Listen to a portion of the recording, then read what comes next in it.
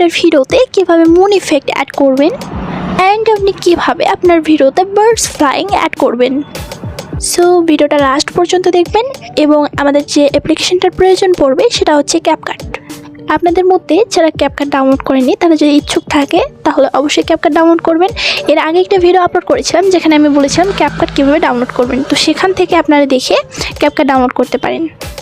এবারে আমরা CapCut open করব। ওপেন করার পর আমি এখানে আগে থেকে ভিপিএন কানেক্ট করে নিয়েছি। আচ্ছা, আপনি যে ভিডিওটা এখানে এডিট করবেন সেই ভিডিওটা এখানে নিয়ে নেবেন। দেন আমি অ্যাড করে নিচ্ছি। অ্যাড করে নেওয়ার পর আমাদের সামনে এরকম একটা ইন্টারফেস চলে আসবে যেখানে আমরা এরকম একটা ইন্টারফেস দেখতে পারবো। এবারে আমরা আমাদের ভিডিওটাতে ট্যাপ করব। ট্যাপ করার পর এখানে সিম্পলি একটু অপশান দেখতে পারবো অ্যাডজাস্টের। এই অ্যাডজাস্টের অপশানটাতে আমরা ক্লিক করব। সিম্পলি আপনাদের সামনে এরকম একটা ইন্টারফেস চলে আসবে যেখানে আপনি আপনার ভিডিওটাকে অ্যাডজাস্ট করে নেবেন। কন্ট্রাস্ট, স্যাচুরেশন, হাইলাইট এগুলো দিয়ে আপনি আপনার ভিডিওটাকে অ্যাডজাস্ট করে নেবেন। আপনার ভিডিওটা যেরকম হবে আপনি ঠিক সেইভাবে অ্যাডজাস্ট করে নেবেন, যেভাবে আমি করে নিচ্ছি।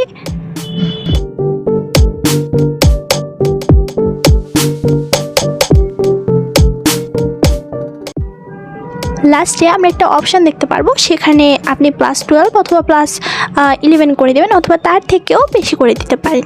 সো এবারে আমাদের অ্যাডজাস্টের কাজ শেষ হয়ে গেছে। এবার আমরা রাইটে ক্লিক করব। এবারে আমরা এখানে ওভারলেতে ক্লিক করব। দেন অ্যাড ওভারলেতে ক্লিক করার পর আমরা এখানে পিএনজি মুনের একটি ইমেজ নিয়ে নেব। আপনি যদি এরকম পিএনজি মুনের ইমেজ কালেক্ট করতে চান তাহলে আপনি গুগল অথবা ক্রোমে গেলেই পেয়ে যাবেন। সার্চ করবেন পিএনজি মুন ইমেজ, তাহলেই সেখানে পেয়ে যাবেন। আপনি আপনার মুনটাকে এখানে ঠিকভাবে অ্যাডজাস্ট করে নেবেন। দেন আবারও আমরা ক্লিক করব অ্যাড ওভারলে। অ্যাড ওভারলেতে ক্লিক করার পর এখানে আমরা বার্ডস ফ্লাইংয়ের একটা ভিডিও নিয়ে নেব। আমরা এখানে বার্ডস ফ্লাইংয়ের ভিডিও নিয়ে নেওয়ার পর এখানে ঠিকভাবে আমরা অ্যাডজাস্ট করে বসিয়ে দেব।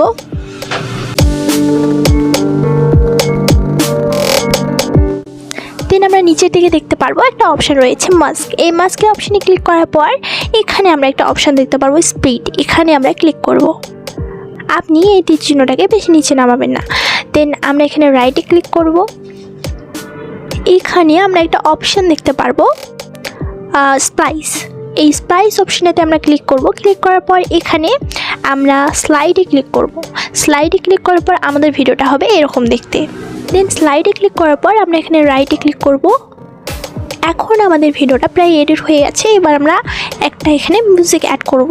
তো অ্যাড করার জন্য আমরা অ্যাড ওভারলেতে ক্লিক করব। অ্যাড ওভারলেতে ক্লিক করার পর আমরা এখানে একটা ব্ল্যাক স্ক্রিনের একটা মিউজিক অ্যাড করব। সো আমি গ্যালারি থেকে একটা ব্ল্যাক স্ক্রিনের মিউজিক অ্যাড করছি। এই যে ব্ল্যাক স্ক্রিনের মিউজিকটা এটা আমরা অ্যাড করার পর এবার আমাদের যেটা করতে হবে সেটা হচ্ছে আমরা এখানে স্প্লাইসে ক্লিক করব। স্প্লাইসে ক্লিক করার পর এখানে আমরা ফিল্টারে ক্লিক করব যাতে করে আমাদের ব্ল্যাক যে কালারের স্ক্রিনটা রয়েছে সেটা এখান থেকে আউট হয়ে যাবে আর আমাদের রাইটিংটা এখানে চলে আসবে। দেন আমরা এটাকে একটু বড় করব, করার পর নিচের দিকে নিয়ে আসবো। এটা নিচে রাখলেই ভালো লাগবে দেখতে। ভালো করে অ্যাডজাস্ট করে দেব।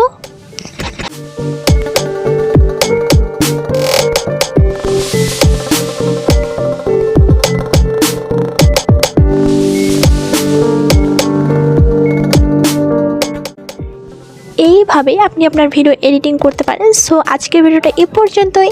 আপনাদের সঙ্গে দেখা হচ্ছে নেক্সট ভিডিওতে। ততক্ষণের জন্য bye bye and take care.